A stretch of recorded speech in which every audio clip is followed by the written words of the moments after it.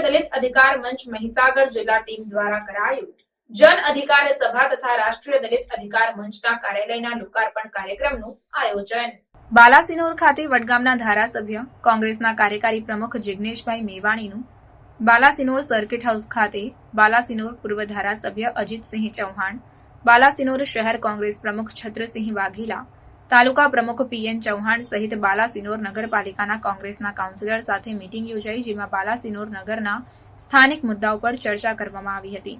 જે પછી જિગ્નેશભાઈ મેવાણી દ્વારા બાલાસિનોર બસ સ્ટેન્ડ પાસે આવેલ બાબા સાહેબ આંબેડકરની પ્રતિમા ખાતે ફુલહાર ચડાવીને સભા સ્થળે પહોંચ્યા, જ્યાં જિગ્નેશ મેવાણીનું રાષ્ટ્રીય દલિત અધિકાર મંચ દ્વારા ભવ્ય સ્વાગત કરવામાં આવ્યું.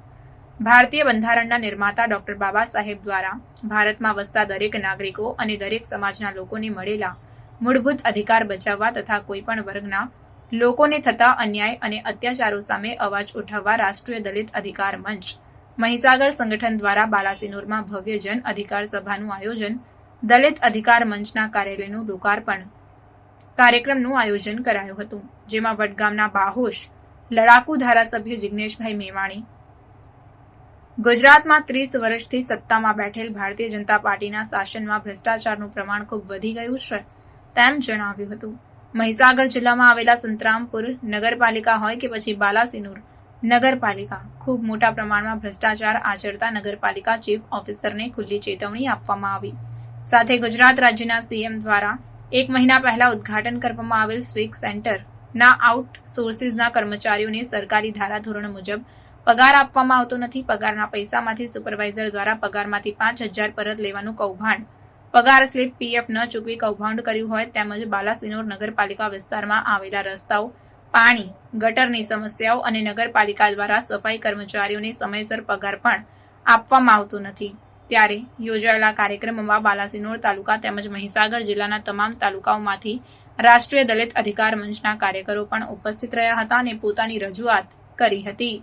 કચેરીના 3 કિલોમીટરની રેડિયસમાં ચાલતા 3 અડ્ડાનું લિસ્ટ ટ્વીટ કરું ને એટલે બાલાસિનોરમાં એફઆઈઆર થઈ જાય. ઘણી વાર આવું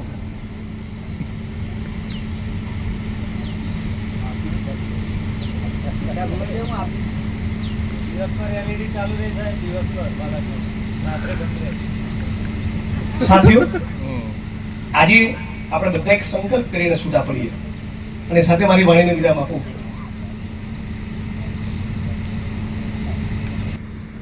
તમારામાંથી ઘણા બધા કર્મચારી મિત્રો છે, તમને બધાને એક અપીલ કરું, તમે બધા જો સાથ સહયોગ આપવા માંગતા હો તો આખા બાલાસિનોરમાંથી 40 સરકારી કર્મચારી તૈયાર થાય. રાકેશભાઈ 40 તો શિક્ષકો થઈ જાય. પ્રદીપભાઈ આઈડી વાળા તમારું નામ ના દો ને એટલે રાખીશું. 40 સરકારી કર્મચારી મિત્રો મહિને 500 રૂપિયાનો ફાળો આપે તો 20,000 થયા. એ 20,000 એક આંબેડકરવાદી વિકાસભાઈ જેવા કોઈ માણસને સમાજ લોક ફાળો કરીને એ ઓફિસ ઉપર બેસાડે. 12 રૂપિયાનો 14 રૂપિયાનો મસાલો કડીઓ મજૂરી થઈ જાય છે, દિવસ 8 ખાતા હોય એવરેજ. 2000 નો મસાલો કડીઓ થૂકી નાખે. ડોક્ટર બાબા સાહેબ આંબેડકરના બંધારણ આપેલી અનામતના પ્રતાપે આપણે LICના એજન્ટ બન્યા, બેન્કર બન્યા, શિક્ષક બન્યા, તલાટી બન્યા, ધારાસભ્ય બન્યા, મીડિયામાં ગયા, NGOમાં ગયા, ONGC, IOC, રેલવે, BSNLમાં ગયા. 500 રૂપિયા તો મહિને આપી શકીએ ને? આપી શકીએ કે ના આપી શકીએ? હવે 4 જ હાથું મહા કંજૂસો અપાય કે નહીં? 500 રૂપિયાનો ફાળો આવા આખા જિલ્લામાંથી 40-50 લોકો એ ફક્ત 500 રૂપિયાનો મહિને ફાળો આ સંગઠનને આપે અને 20-25 હજારની રકમ એમાંથી ઊભી થાય. એમાંથી એક માણસ પરમેનન્ટ ત્યાં આપણને 8 કલાક સેવા આપે. ધારાસભ્ય તરીકે એ રજૂઆતો આવી હોય, એની રજૂઆત મારા કાર્યાલયમાંથી, મારા મત વિસ્તારના કાર્યાલયમાંથી મારા લેટર પેડ ઉપર એની રજૂઆત થાય. રસ્તામાં હું ક્યાંક પ્રવાસમાં જતો હોઉં તો તમારા ચીફ ઓફિસરના, મામલતદારના, પ્રાંતના, કલેક્ટરને, SPને ફોન કરું કે આવી રજૂઆત થઈ જાય, જરા જોઈ લો. અને જવાબ આપો 15 દિવસમાં શું કાર્યવાહી કરવાના છો, નહીં તો પછી આવું છું. આવું થાય કે નહીં? તો અનેક લોકોના કામ થાય. પ્રદીપભાઈના દર મહિને પેલા 500 રૂપિયા લખી લો, દેવાનંદ જેવું હશે એટલે પાક્કું. હા તો જો કરીને કોઈ ખ્યાલ આવે. હા તો મને જાહેરમાં કોણ ના પાડવાનું, એ તો આપવાના જ છે, હૃદય આપી દેવા છે, કાઢી નહીં લોકો. આવા આખા જિલ્લામાંથી 40 મિત્રો આપણે ઉભા કરીએ અને બધા 500 રૂપિયાનું મંથલી કોન્ટ્રીબ્યુશન આપે. એક માણસ આપણો પરમેનન્ટ ઓફિસમાં બેસે અને આવા 100 જણા રેડી થાય તો એક માણસ ઓફિસમાં બેસે અને બીજો માણસ ફિલ્ડમાં બેસે. કેટલા લોકોનું કામ થાય? હજારો લોકોનું કામ થાય. તમને સાદો દાખલો આપું, સમૂહ લગ્નમાં તમે કોઈ જગ્યાએ 50 જોડાથી વધારે નહીં જોડાવે. 28 જોડા, 32 જોડા, 52 જોડા, 50 જોડા, 40 જોડા પરણતા હોય. અને સમૂહ લગ્નનું તમે બજેટ જુઓ, 5-5, 10-10 લાખ, 15-15 લાખનું બજેટ હોય.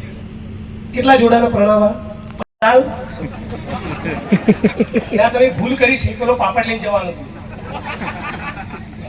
હે ભૂપેન્દ્રભાઈ, પાપડ જરા તોડો, તૂટે તમારાથી શેકેલો પાપડ તૂટે છે. રિબીન કાપી અને 2 ઓરડા ખુલ્લા મૂક્યા. કેટલા? 70 લાખ રૂપિયા.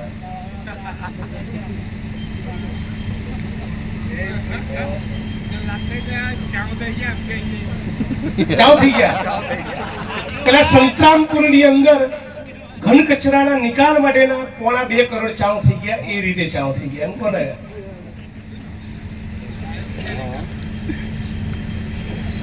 આ ભ્રષ્ટાચાર, આ લૂંટની સામે આપણે બોલવું પડશે. આ 10,000 એકર જમીનમાં દબાણ છે. એક તારીખ નક્કી કરીને કબજો લેવાનો કોલ આપો. આવશો બધા? બોલો. જેમ ઉનાકાંડ વખતે ઉના ગયા હતા ને બધા, આખા ગુજરાતના ખૂણે ખૂણેથી એક પરિવારને ન્યાય પામવા, એક પરિવારને ન્યાય પામવા. આવા હજારો પરિવાર છે. એક તારીખ નક્કી કરીએ કે આ તારીખે આટલા વાગે આ જમીનનો કબજો લેવા જઈશું, જેનામાં તાકાત હોય આવી જાય. આખા ગુજરાતના તમામ આંબેડકરવાદીઓને આખા દેશમાંથી બી બોલાવીએ. આવું કંઈક આપણે આંદોલન કરીએ અને એમાં પરિણામ મળે તો એક નવી પેઢીને દિશા સૂચન થાય. પાલાસિનોરની અંદર પણ 5 મુદ્દા તમે નક્કી કરો. બાલાસિનોર નગરપાલિકાની સામે આ 5 મુદ્દે અમે આંદોલન કરવાના છીએ. અને પહેલા એનું એક આવેદન પત્ર આપો, 1 મહિનાનો સમય આપો, અને પછી મેળ ના પડે મને બોલાવો, આવો કરંટ આપીએ તમને. શું કરવાનું તમને શીખવાડીને જવું છું, બરાબર? જે દિવસે મુખ્યમંત્રી આવવાનો હોય એ દિવસે 5,000 દલિતો બધા ફૂલ તૈયાર કરો. અમારા 5 પ્રશ્નો છે, આ તારીખે આ ભાઈ આવવાના છે, એનો કાર્યક્રમ કરીશું બરાબર મજબૂત નક્કી કરી લો. એટલે જો એલસીબી કામે લાગશે, પીએસઆઈ કામે લાગશે, પીઆઈ કામે લાગશે, ડીવાયએસપી લાગશે, એસપી લાગશે, કલેક્ટર લાગશે, નગરપાલિકા લાગશે, કમલમવાળા લાગશે, ભાજપવાળા લાગશે, ગદ્દારો લાગશે, દલાલો લાગશે, ફુટેરા લાગશે, બધા કામે લાગશે. પછી નિર્ણય કરશે 3 મુદ્દા કીધામાંથી 2 પતાવી દો. આ એની દવા છે.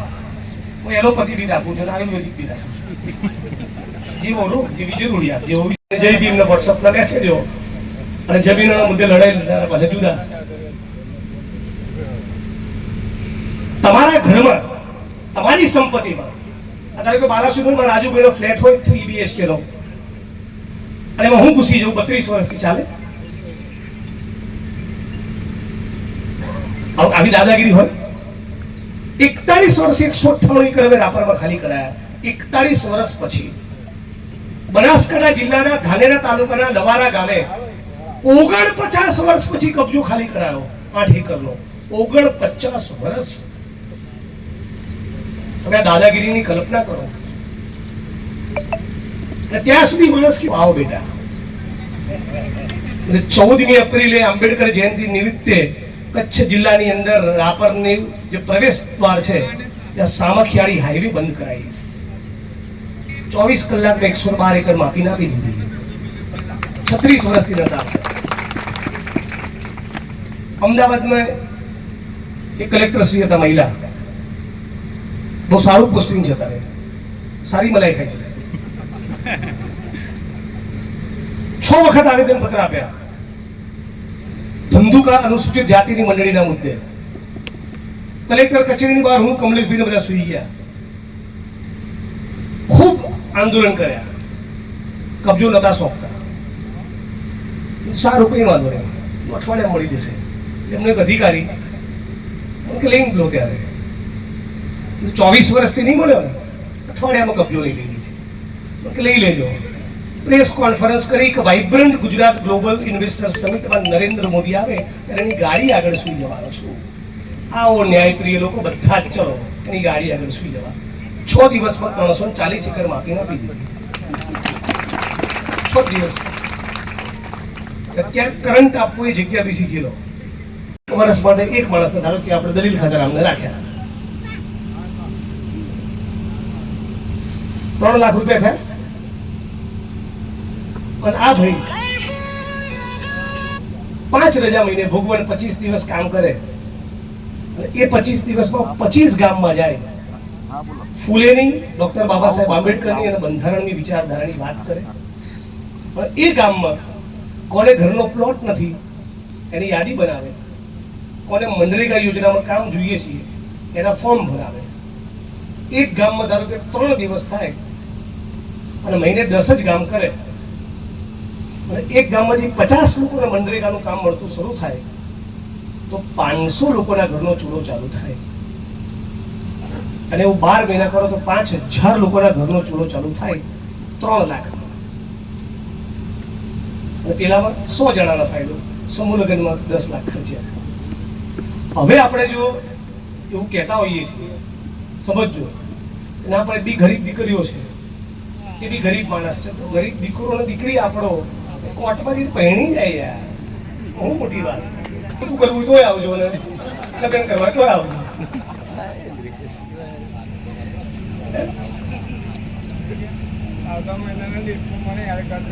કોઈ પણ ગમે તેટલો ગરીબ હોય, તમારી ગરીબાઈ માટે આ 15 લાખનો ફાળો મને તો વાંધો જ નથી. હું જઉં છું સમૂહ લગ્નમાં, રીબીને કાપું છું, જયભી મેં બોલું છું, ભાષણ કરું છું, કુંવારો છું કે આશીર્વાદ આપું છું, બધું કરું છું. મારો સતત વિચાર એ હોય, એ જ મૂડી, એ જ રકમથી એ 100 લોકોના બદલે 10,000 ના ફાયદો કઈ રીતે? એક જ ગણિત મારા મગજમાં ચાલતું હોય. કોઈ બાબા સાહેબની વિચારધારાનો ભરેલો માણસ છે, સરકારી નોકરી કરવા સક્ષમ છે, પીએસઆઈ બને એવું કેપેબલ છે, તલાટીનું ટીચર બને એવું કેપેબલ છે, પણ એને મિશનને સમર્પિત કામ કરવું છે, નોકરી નથી કરવી, તો એનું ઘર કઈ રીતે ચાલશે? એના વિશે વિચારવાની આપણી જવાબદારી ખરી. આવું એક ફાળો, આવું એક બજેટ આપણે ઊભું કરીએ તો અનેક ભીમ સૈનિકો એ આપણા સર્વાઈવ થાય, એમાંથી ટકી જાય. આવું એક મોડેલ આપણે ગુજરાતમાં ઊભું કરવાની જરૂર છે. અને આરોપી નથી, અને કાર્યાલય તમારું છે, એનો સંપૂર્ણ લાભ લો. પણ મને છે ને આવા કાર્યાલયોમાં એક જ ચિંતા હોય છે, આ જન સેવા કેન્દ્ર નથી. ભલે તમે એનું નામ આપો, સોરી, જન સેવા કેન્દ્રમાં શું થાય કે આ ભાઈ સાહેબ છે, બધું આ કરશે એટલે આને અરજી આપો, હું ઘેર જઈને આરામ કરું. આ જન સંઘર્ષનું કેન્દ્ર છે. તમારો પ્રશ્ન છે, તમારામાં લડવાની તાકાત છે, તો આવો, તમારી જોડે લડીશું. પ્રશ્ન તમારો. તમે બીજા તાલુકામાંથી આવ્યા, લુણાવાડામાંથી, જિગ્નેશભાઈ કહેજો ને આટલું કરી દે. તું શું કરી છે? ઘણા મારી પર એવા ફોન આવે, જિગ્નેશભાઈ જલ્દી ચોટીલા પહોંચો, શું થયું? પેલી ઘટના મળી છે. તું તો કે આરામમાં છું. તું ક્યાંથી બોલે? કે હું ચોટીલાની બાજુમાં સાઈડમાંથી જ બોલું. પછી પીડિત બી ગણે એવું કે એને પોતે સંઘર્ષ કરવાની તૈયારી હોય તો તમે એને જઈ એને મજબૂત કરી. જનસેવાનું કેન્દ્ર નથી, જનસેવાનું કેન્દ્ર સરકાર ચલાવે. આ જન સંઘર્ષનું કેન્દ્ર છે, આ આંદોલનની ઓફિસ છે, આ મુવમેન્ટની ઓફિસ છે, આ વિચારધારાનું કાર્યાલય છે. ફૂલેની, પેરિયારની, ભગતસિંહની, બાબા સાહેબ આંબેડકરની વિચારધારાની વાત કરવી હોય એ માટેની જગ્યા છે. એની પર ચર્ચા અને વિચાર વિમર્શ થાય એવા નવા પેઢીના યુવાનો યુવતીઓ તૈયાર કરવા માટેનું આ થાણું છે. લોકોના પ્રશ્નો આવશે તો સ્વાભાવિક રીતે ટીડીઓ અને ડીડીઓના મામલતદારના પત્રો લખીશું, એમાંથી બે લોકોના કામ પણ થશે. પણ એ કામ ન થાય આપણી રોડ ઉપર ઉતરવાની, આંદોલન કરવાની, સંઘર્ષ કરવાની તૈયારી હોવી જોઈએ.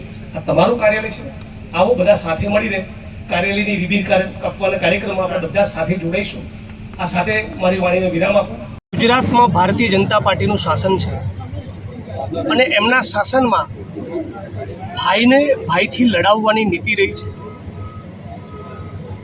રામ રહીમ, મંદિર મસ્જિદ, હિન્દુ મુસ્લિમ, ભારત પાકિસ્તાન, સ્મશાન કબ્રસ્તાન, આવા મુદ્દાઓ ઉપસ્થિત કરી પાલાસીનોર ગુજરાત અને દેશની જનતાના રોટી, કપડાં, મકાન, શિક્ષણ, આરોગ્ય, રોજગાર, ખેતી આવા પાયાના પ્રશ્નોથી ધ્યાન ખુલાવી દીધું છે.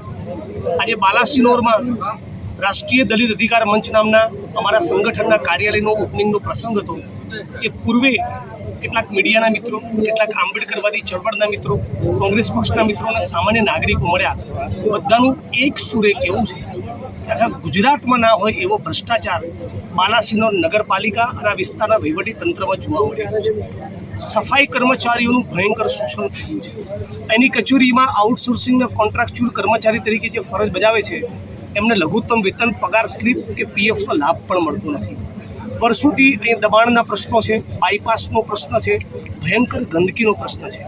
અહીંના પીએસસી, સીએસસી ડિસ્ટ્રિક્ટ લેવલની હોસ્પિટલમાં એમઆરઆઈ, સીટી સ્કેનના મશીનો તો ઠીક, એક સામાન્ય સ્ટાફ જે હોવો જોઈએ મેડિકલનો એ પણ નથી.